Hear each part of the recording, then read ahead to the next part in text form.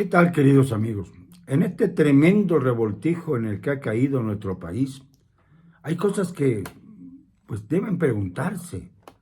Por ejemplo, hemos defendido al Instituto Nacional Electoral de las andanadas que vienen desde la Presidencia de la República, porque consideramos que el INE sigue siendo un organismo autónomo que no se pliega a los caprichos presidenciales y que además defiende la voluntad democrática de los mexicanos como lo hemos atestiguado en varias ocasiones. Sin embargo, en los últimos meses, en las últimas semanas, se ha visto un ablandamiento severo en la estructura del INE. No solo porque se van a ir 4 consejeros muy pronto, entre ellos el propio presidente, Lorenzo Córdoba Vianello, y también Ciro Murayama, que han sido los más destacados miembros del Consejo Electoral, del Consejo del Instituto Nacional Electoral. Lamentablemente para todos, viene una andanada fuerte que se va a convertir probablemente en reforma, maiciados algunos opositores, como ocurrió hace algunos días con motivo de la prórroga para que los militares permanezcan en las calles. Prórroga, le encanta hablar de prórroga al presidente. Y entre otras cosas ha ido mezclando la idea de que en una de estas reforma la Constitución para poder posibilitar que el presidente de la República tenga derecho a permanecer en su encargo, pretextando haber perdido 2 años de su gobierno por culpa de la pandemia tan pésimamente atendida y que dio como resultado terrible, siniestro, 1 millón de muertos. Esto es lo que verdaderamente ocurrió, más allá de las cifras oficiales, de los otros datos que maneja el doctor Muerte. Y ahora ya viene, dicen, la 6ª ola de la maldita pandemia. Ya no sé a dónde va a parar la humanidad con todo esto. Ya no sé en dónde vamos a estar los mexicanos dentro de 2 años. Ya ven ustedes por qué insistí tanto a favor de que se revocara el mandato a López Obrador el 10 de abril. Yo quisiera saber quiénes van a responder acerca de todas las atrocidades que se han dado en el gobierno federal desde el 10 de abril hasta la actualidad. Han sido unos cuantos meses, pero unos meses terribles para el país. Unos meses en los que, entre otras cosas, se demuestra, como pasó el día de hoy, que hay 103,000 denuncias sobre desaparecidos en el territorio nacional. Denuncias. Si esto tenemos como el parte oficial, tendríamos que agregarles a los desaparecidos que ni siquiera tienen posibilidad de hacer denuncias porque no tenían familia o porque sus familias ni siquiera se han enterado de que están desaparecidos, o bien porque las familias no quieren denunciar el hecho para no ser extorsionadas por las fuerzas llamadas armadas y que se han convertido en verdadero flagelo para la sociedad mexicana. Sí, estamos hablando del Ejército, de la Marina, de la Guardia Nacional. Ya se habló de la inconstitucionalidad de que la Defensa Nacional adhiera a la Guardia Nacional, a sus tropas, como hizo supuestamente con el Estado Mayor Presidencial, pero muy pronto cayó la venda de la mentira, como en tantas ocasiones, y el Estado Mayor Presidencial funciona de manera soterrada, con mujeres y hombres que custodian al presidente de la República, cada vez con mayor interés, porque resulta que el presidente ya no las tiene todas consigo y se reúne en pequeños grupos, y aún en esos pequeños grupos, como pasó hace unos días en Puebla, se le vitupera a él y al gobernador de cada entidad. No hay muchos gobernadores que se salven de los abucheos, ni tampoco hay muchos sitios en donde el presidente llegue bajo el techo de la apoteosis, como en las poblaciones donde domina el narco y se le recibe con tiros al aire para festejar que por primera vez en la historia hay un presidente que se ha identificado con ellos más que con ningún otro sector de la sociedad. Esto es terrible, ¿no? Porque imagínense, los periodistas perdemos todo ante los narcotraficantes. Somos mafiosos, según dice el presidente. Bueno, los críticos, no los moléculas, por supuesto, que es el nivel del periodismo que desea López Obrador que impere en nuestro país. No él, pero los periodistas que somos críticos, que hacemos de la crítica contrapeso a los abusos del poder, esos estamos peor calificados que los narcotraficantes. A nosotros no se nos dice que somos también seres humanos, ni que debemos ser protegidos. Hay un mecanismo de protección a los periodistas que no funciona más que como radar para identificar en dónde estamos. Eso es lo que realmente es, porque no es útil en cuanto a que cuando se es acechado o afrentado por algún grupo criminal, un periodista, pues puede accionar su botón, pero no funciona tan rápidamente como para evitar el atentado, el atraco, el atropello que frecuentemente sufrimos los periodistas en este país. Esto es parte de la realidad cotidiana. Pero yo me pregunto, ¿qué es lo que hace todavía que mantenga a López Obrador un índice de popularidad que reconocen incluso aquellos que son sus adversarios? No lo entiendo. No lo entiendo porque yo también he hecho mis ejercicios particulares y aunque no sean válidos porque no son, digamos, números de miles de personas, sino que son nada más pequeños muestreos, y me he encontrado siempre en todos los niveles un rechazo al presidente de la República. Y en lugares en donde además existen gobiernos estatales morenistas. Esto es lo que me parece muy significativo. No hay el tal apoyo al señor López Obrador. No hay el tal apoyo a Morena. Más bien en Morena hay una escisión profunda, sobre todo provocada por los pleitos ingentes entre personajes de Morena que verdaderamente son unos peores que otros. Ese jaloneo entre Laida Sansores y Ricardo Monreal, por ejemplo, es una broma de mal gusto.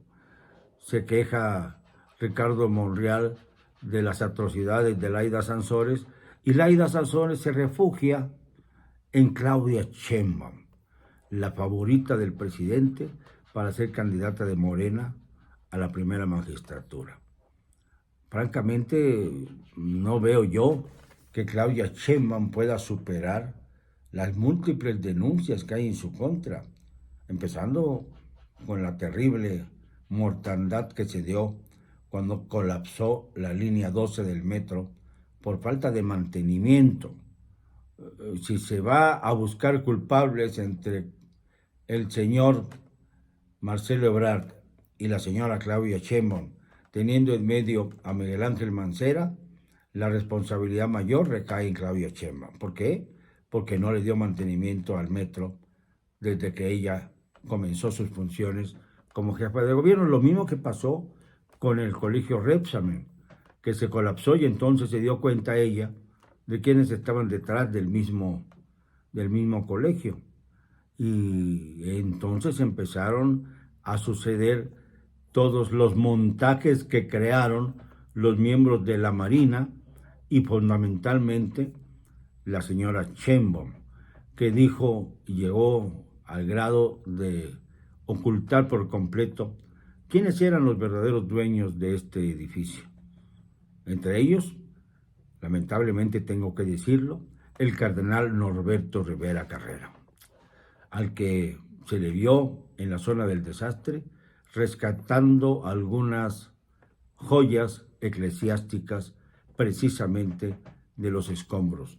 No se preocupó por evitar que algún niño se asfixiara, algún niño más se asfixiara dentro de los escombros, sino que simple y sencillamente sacó las reliquias, las cruces, en fin. No quiero polemizar sobre este asunto porque me duele profundamente hacer la crónica de ello. Pero lo cuento para que se vea hasta dónde ha llegado la miseria humana dentro del aparato del sistema político mexicano. Y es esto precisamente lo que se tiene que luchar para evitar que prosiga. Yo estoy totalmente de acuerdo en que ya de una vez por todas la sociedad se erija en una sola voz y veamos en dónde está la verdadera fuerza de la soberanía popular. Si del lado de un presidente que ha mentido hasta el cansancio, ha robado, ha pervertido a la misma sociedad, ha defendido a sus hijos y a los miembros de su gabinete de las acusaciones que no tienen vuelta de hoja, en un nepotismo feroz, en una especie también de hermandad de secta, como la que ha creado López Obrador a su alrededor, haciéndolos intocables prácticamente. No hay nadie que haya sido señalado como corrupto, a pesar, bueno, no lo han señalado desde la parte oficial, lo hemos señalado los periodistas independientes, a pesar de las múltiples pruebas que existen y que se han divulgado acerca del mal comportamiento, de la ambición sin límites, de la vileza política de quienes rodean a Andrés Manuel. Por eso ha tomado fuerza esa filtración extraña, dicen hackeo, de la Secretaría de la Defensa Nacional, la famosa guacamaya, que sigue cantando y no se va a cansar de cantar, porque son muchas las cosas que no se han dicho aún. Y esto también revela la actitud del gobierno de considerar que el daño que ha recibido por el hackeo es mínimo, que no tiene importancia, a pesar de que ha puesto de cabeza a la mitad de su gobierno, a la mitad del gobierno de López Obrador, a pesar de que en estas filtraciones se han dado acusaciones severas, nada menos que contra el secretario de Gobernación, Adán Augusto López, otro de los que quieren hablar de que sigue López, que siga López, sí, refiriéndose al propio Adán Augusto. Pero esto no va a poder suceder, porque finalmente, más bien parece que hay corcholatas de acompañamiento y una corcholata grande que es la que tiene premio. Ustedes recordarán que hubo una época en que en el reverso de las corcholatas se leía que tenía el que la destapó algún premiecito. Pues así están las cosas en la vida nacional.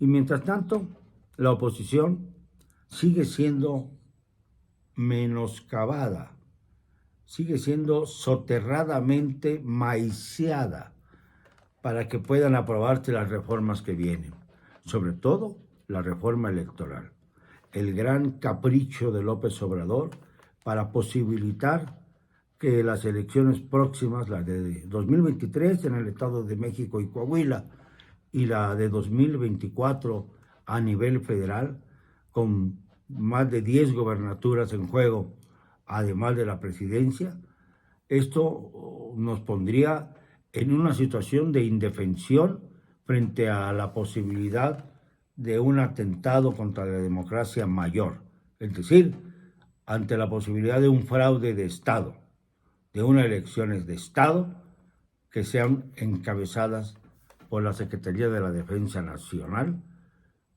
lo que podría significar en un momento dado un golpe a la cara a la democracia y un puñetazo directo al gobierno actual, porque el ejército ya tiene capacidad suficiente para tomar las riendas del poder, aprovechando los vacíos que ha dejado la administración López Obradorista. Esto no es un juego.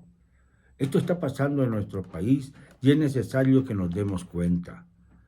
Es necesario que abramos los ojos.